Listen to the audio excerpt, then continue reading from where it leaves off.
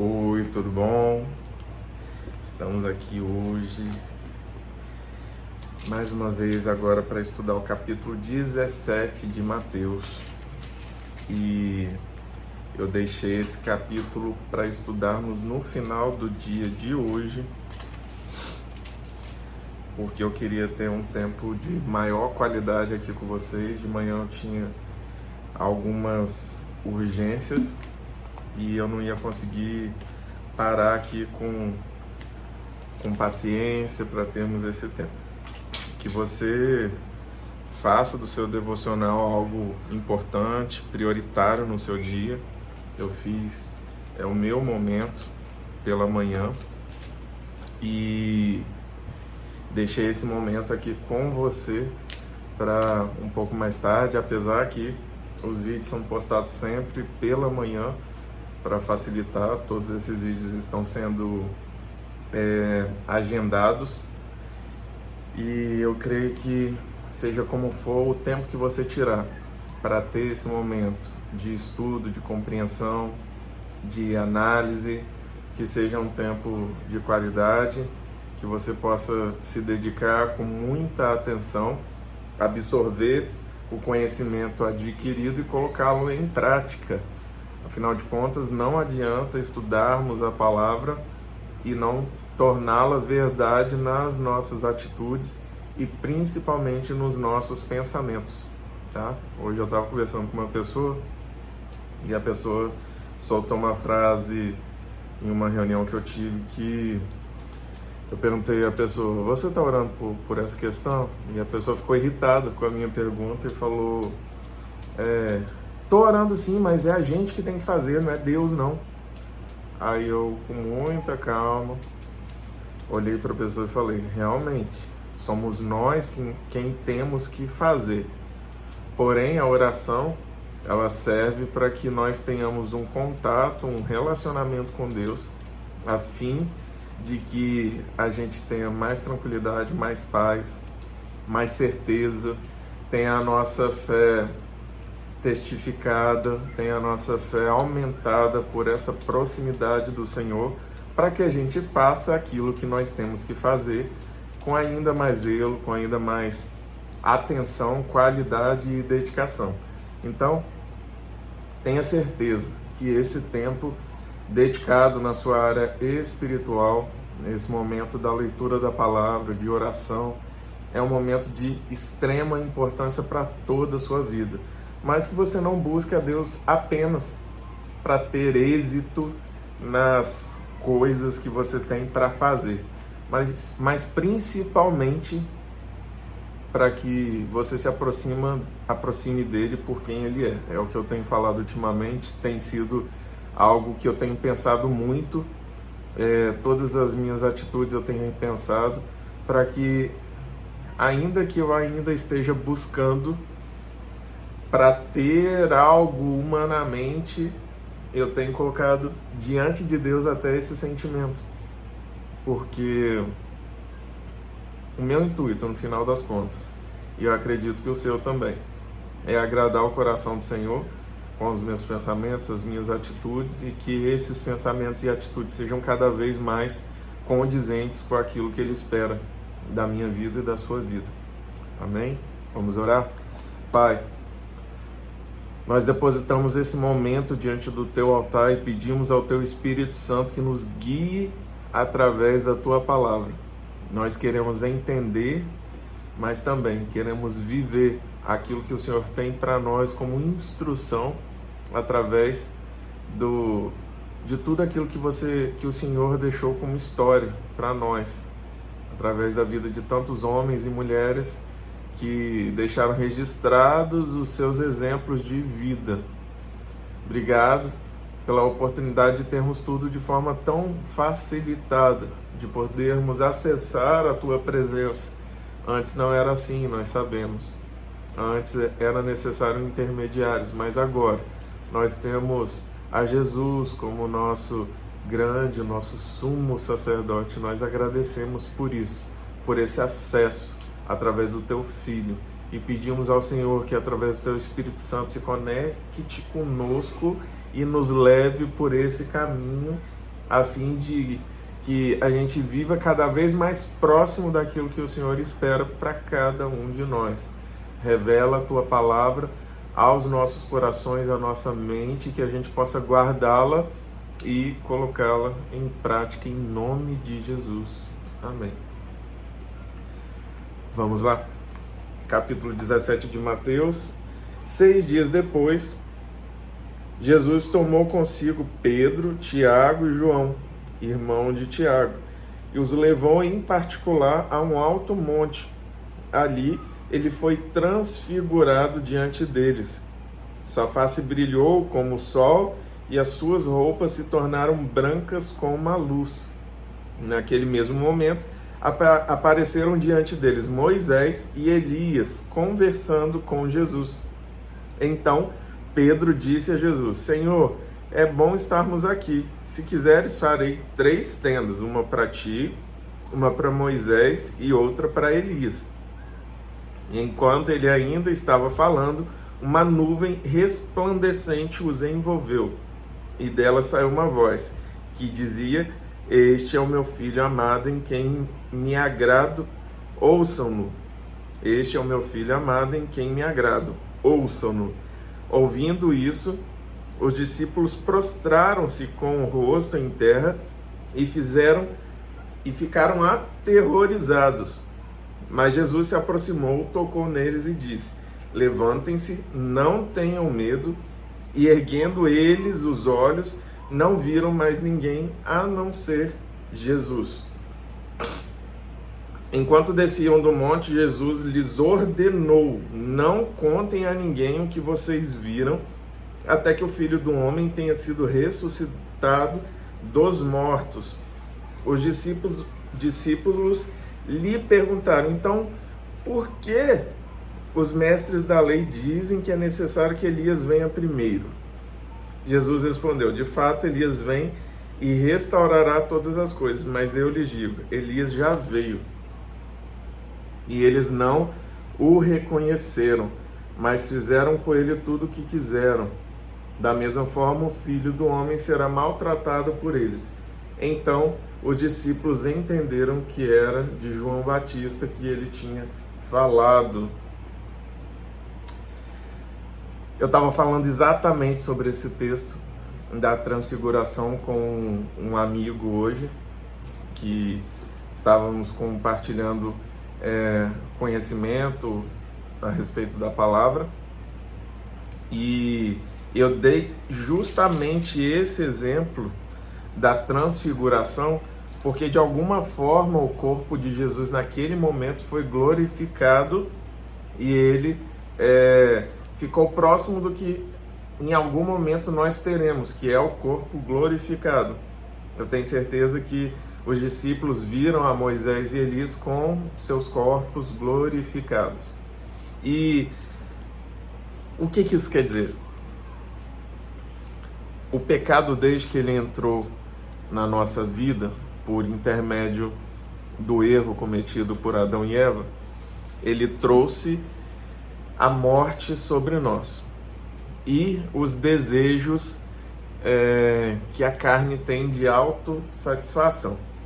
Por isso que o caminho verdadeiro não é um caminho da autossatisfação, mas sim o caminho de negar-se a si mesmo, tomar a nossa cruz, as nossas dificuldades, os nossos desafios e seguir a Jesus, apesar daquilo que a gente queira. E a carne, ela guerreia contra o espírito. O texto diz: a carne, ela milita contra o espírito.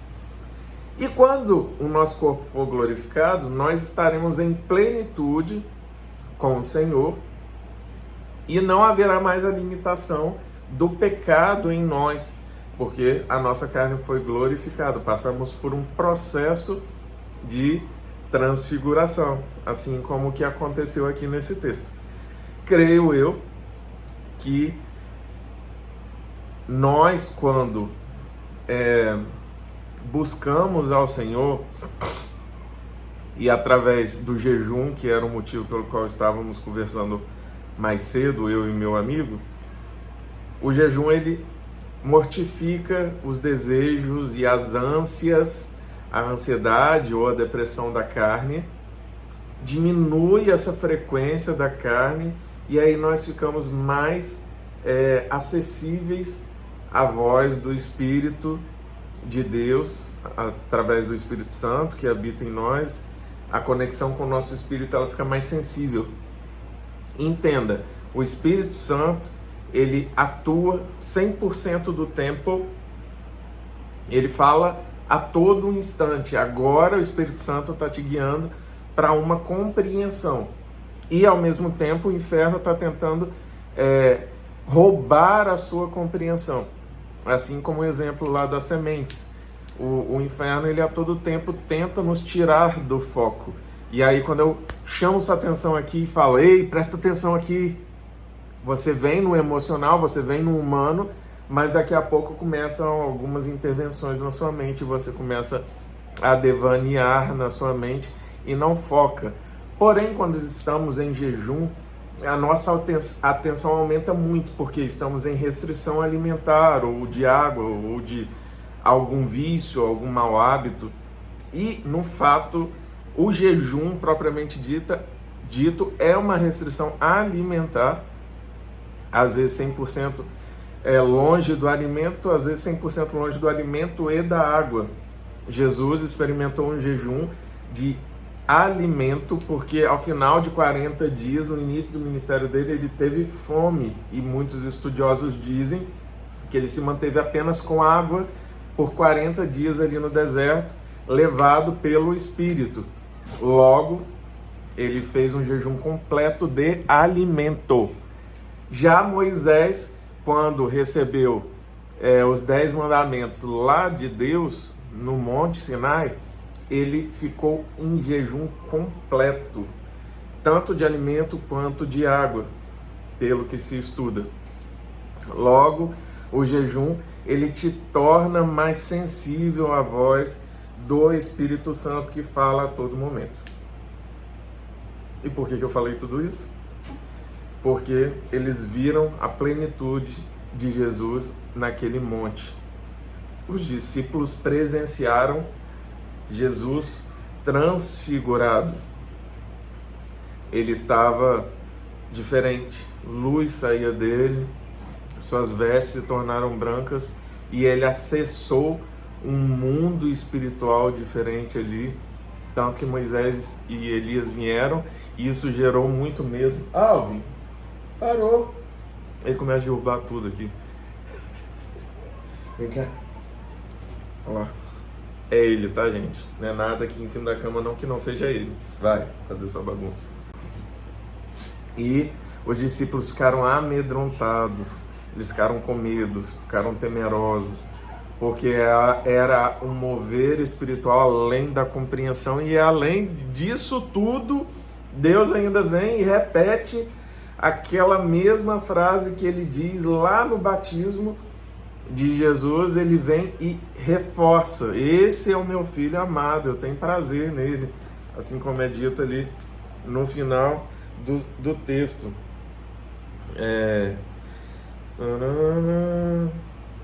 Este é o meu filho amado em quem me agrado, ouçam-no. E ainda complementa: ouçam-no, que possamos ouvir as orientações de Jesus deixadas na palavra e segui-las. Eu acho que deu para abordar bem essa parte da transfiguração, pelo menos desse ponto de vista que eu compartilhei com cada um de vocês. Mas tem muita coisa aí, tá, gente? Eu já ouvi uma pregação muito linda que fala que quando Moisés estava no Sinai, Elias estava em algum momento lá também, e Jesus estava aqui. De alguma forma eles se encontraram no Kairos de Deus, e aquele momento da história onde Moisés estava falando com a sarça, ou estava no Sinai, Elias estava orando lá para o fogo descer, e Jesus cá no Monte da Transfiguração. Aquele foi o momento que eles se encontraram e etc. Dá para a gente pensar em possibilidades, mas eu não quero ficar falando de coisas que eu não tenha um mínimo, ainda que superficial, de embasamento bíblico para compartilhar com vocês, tá bom? Essa parte que eu falei, em especial do jejum, eu li através de um livro de um pastor americano que embasou muito bem isso. Não foi uma mensagem. Mensagens são mais superficiais. É difícil você ver uma mensagem que vai muito profundo. As mensagens ela não consegue trazer tanto contexto quanto um seminário, por exemplo, ou aplicação através de um estudo. Então, tudo isso que a gente está conversando aqui, de novo, que vocês parem e busquem para que vocês tenham as suas revelações e confirmação disso que a gente está conversando, da minha interpretação, daquilo que eu já estudei, e que isso de alguma forma te incentive na busca por essa palavra em tudo que nós estamos buscando juntos. Deixa eu continuar aqui. Eles falam sobre essa questão de João Batista. Tem um texto que fala que Elias tinha que vir e ele veio, e aí a pessoa seria João Batista. Ele que veio, pregou as boas novas e tal. Ele deu o abre-alas ali para Jesus iniciar o ministério dele. Aí complementou assim. Vamos continuar. Quando chegaram onde estava a multidão, um homem aproximou-se de Jesus, ajoelhou-se diante dele e disse: Senhor, tem misericórdia do meu filho. Ele tem ataques e está sofrendo muito. Muitas vezes cai no fogo ou na água. Eu o trouxe aos seus discípulos, mas eles não puderam curá-lo. Respondeu Jesus: Ó geração incrédula e perversa, até quando estarei com vocês? Até quando terei que suportá-los? Tragam-me o menino. Jesus surpreendeu o demônio. Este saiu do menino, que daquele momento em diante ficou curado. Desculpa, gente. Jesus, eu tô aqui. Como assim Jesus surpreendeu o demônio? Jesus repreendeu o demônio. Este saiu do menino, que daquele momento em diante ficou curado. Então, os discípulos aproximaram-se de Jesus em particular e perguntaram: por que não conseguimos expulsá-lo? Ele respondeu: porque a fé que vocês têm é pequena. Eu lhes asseguro que se vocês tiverem fé do tamanho de um grão de mostarda, poderão dizer a este monte: vá daqui para lá, e ele irá. Nada lhe será impossível, mas esta espécie só sai pela oração e pelo jejum. Reunindo-se eles na Galileia, Jesus lhes disse: o Filho do Homem será entregue nas mãos dos homens. Eles o matarão e no terceiro dia ele ressuscitará. E os discípulos ficaram cheios de tristeza. Olha que legal, jejum. Tínhamos falado sobre jejum quando eu mencionei esse processo que nós precisamos construir de mortificação da nossa carne para baixar a voz da carne e, consequentemente, estarmos mais atentos à voz do Espírito Santo.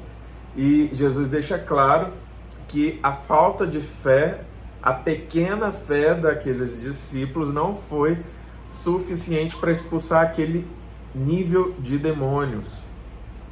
E olha que legal, quando Jesus repreendeu o demônio, o menino foi curado, ou seja, ele estava por um processo espiritual aprisionado numa doença. E a doença foi curada a partir do momento que o demônio foi repreendido e não surpreendido.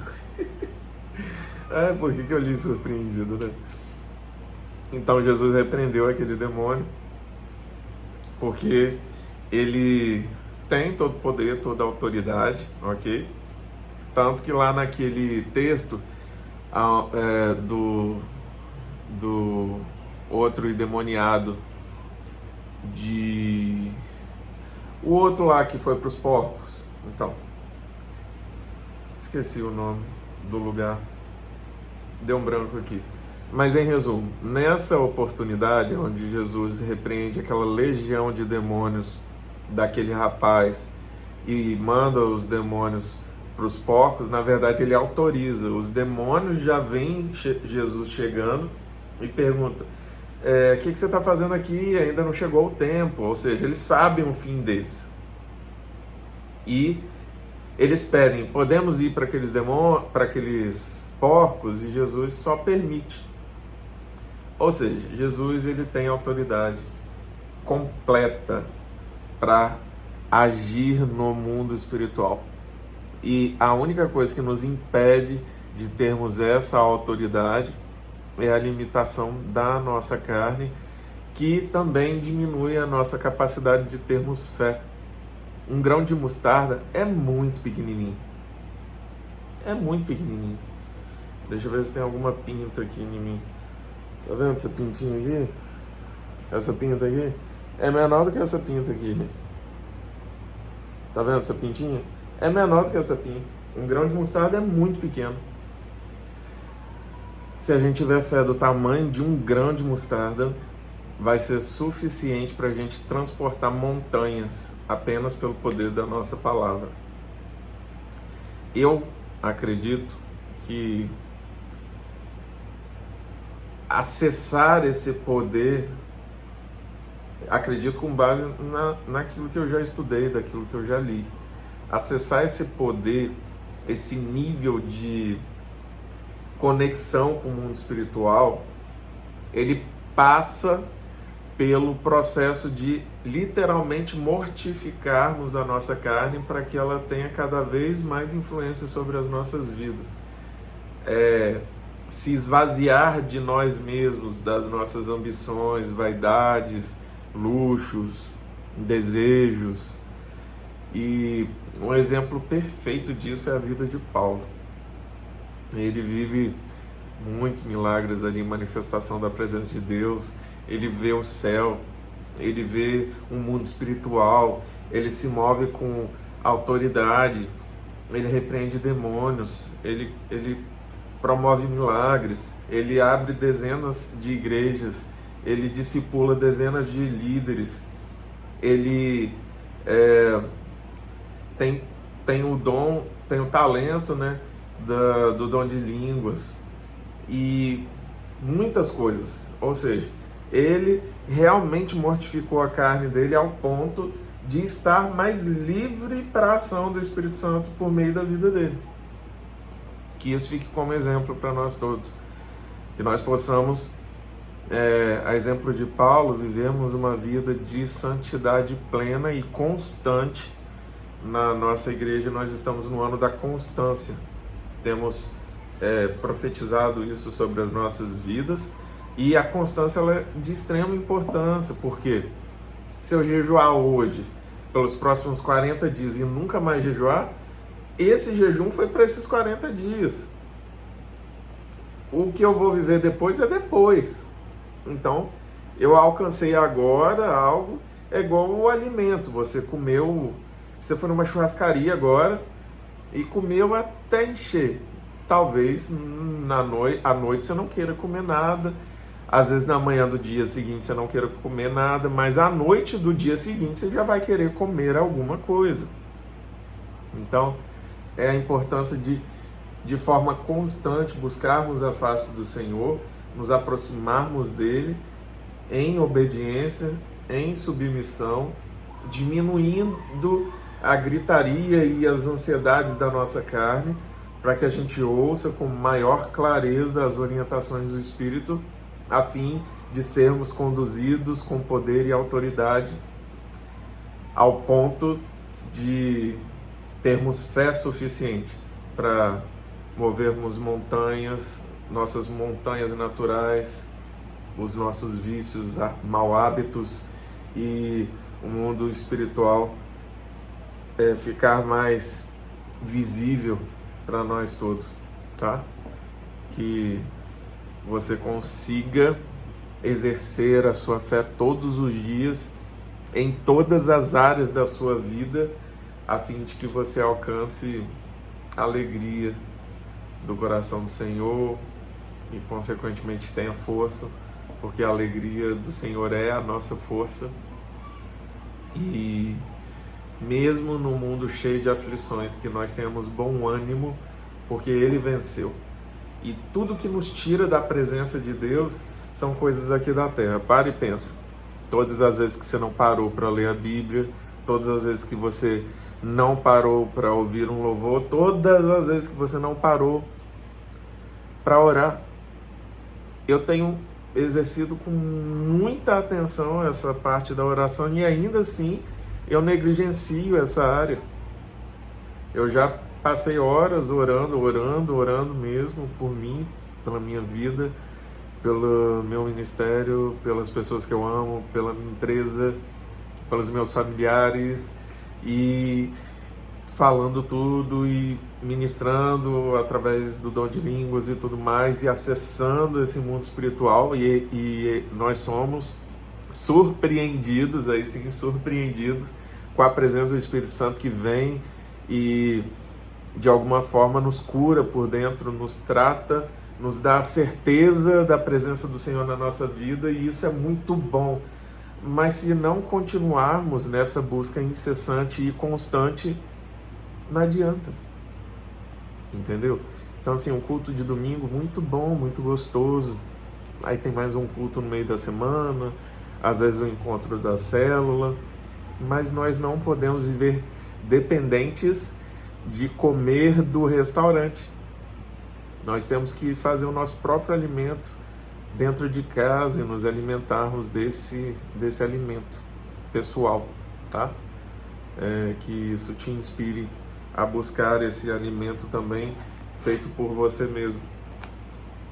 A última parte: quando Jesus e seus discípulos chegaram a Cafarnaum, os coletores do imposto de 2 dracmas, vieram a Pedro e perguntaram: o mestre de vocês não paga o imposto do templo? Sim, paga, respondeu ele. Quando Pedro entrou na casa, Jesus foi o primeiro a falar, perguntando-lhe: o que você acha, Simão, ou Pedro? De quem os reis da terra cobram tributos e impostos? Dos seus próprios filhos ou dos outros? Dos outros, respondeu Pedro. Disse-lhe Jesus: então os filhos estão isentos. Mas, para não escandalizá-los, vá ao mar e jogue o anzol. Tire o primeiro peixe que você pegar, abra-lhe a boca e você encontrará uma moeda de 4 dracmas. Pegue-a e entregue a eles para pagar o meu imposto e o seu. Encerramos o capítulo 17 falando sobre impostos. Temos que pagar os nossos impostos, dar a César o que é de César, a Deus o que é de Deus.